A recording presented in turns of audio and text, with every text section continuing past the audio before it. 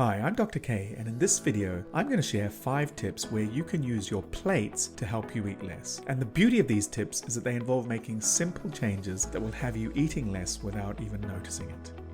These are tips that I use with my clients all the time. For those who don't know, I run a weight loss clinic. I also see clients from anywhere in the world via Zoom. But at my clinic, I only see women over 40. And when clients first come and see me, they've tried every diet under the sun. They feel out of control with their eating and weight. And I help them to take back control of their eating, to take control of their weight, and to do it naturally by changing their relationship with food. And part of the process is realizing that much of our eating is automatic and mindless. And we can use something as simple as the plates we eat from to our advantage. And at the end of the video, I'll also give a bonus simple tip about using cutlery to also help you to lose weight. So let's get into it. Tip number 1, smaller plates. This is an experiment you may want to try on your own. Take a piece of food, put it on a massive plate, and observe how it looks. And then put a similar sized piece of food on a small plate and observe how it looks now. When you place the same amount of food on a smaller plate, it looks larger and more satisfying compared to when you put it on a larger plate. You can see how when you have a larger plate and the food looks like there's less of it there, you're more likely to load more food onto the plate to make it feel like a normal portion. You can reduce this effect with a smaller plate. The smaller plate limits the amount of food you can put on there, it makes it look like there's more food there, and it gives you the psychological satisfaction of eating a plate of food even if it's a smaller plate. And here's another thing worth considering. If you keep the serving dish away from where the food is eaten, so for example, if you're eating at a dining table, serve the food on a plate in the kitchen and leave the serving dish in the kitchen. Then if you want additional servings, you have to physically get up and serve yourself again, which can act as a deterrent to overeating. Tip number 2, don't touch the lip. I've had some clients who felt uncomfortable about using different plates compared to the other people in their family, or felt unsure what to do at social occasions. But you can still use the principle of smaller plates without actually needing different plates to other people. Let's take a look at a typical dinner plate. The flat part of the plate is called the well.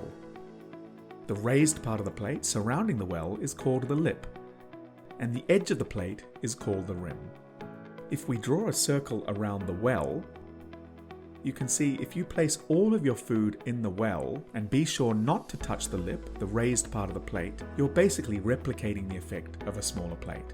So just think, don't touch the lip. Tip 3, the flat plate.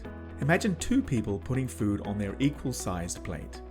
One loads it up like a Manhattan skyscraper, and the other keeps theirs like a low-rise suburban development.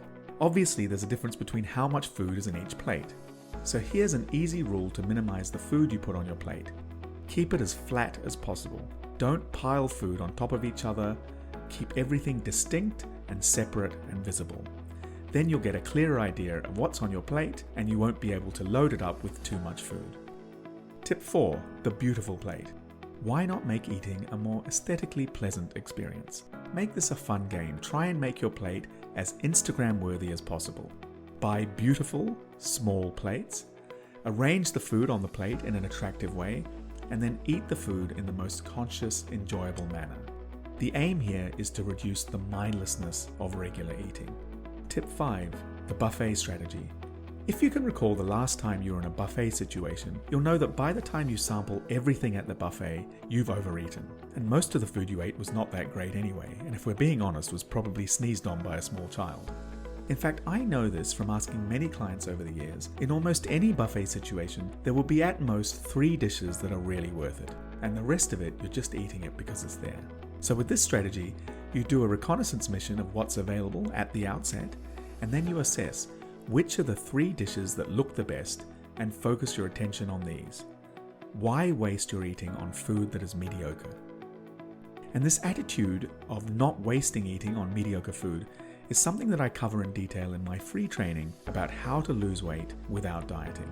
Check the link in the description for more details. And now for a bonus tip. The tip with smaller plates can be generalized over more than just plates. Start with the pots and pans that you prepare food in. For example, when you prepare pasta in a massive pot, it's going to make you more likely to cook more pasta. So instead, just reduce the size of the pot. And with cutlery, smaller spoons mean you take smaller mouthfuls and eat slower. And eating slower makes you eat less. Bonus tip. Did you know that you can use plates to reduce mindless snacking? Check out this video for more information about that.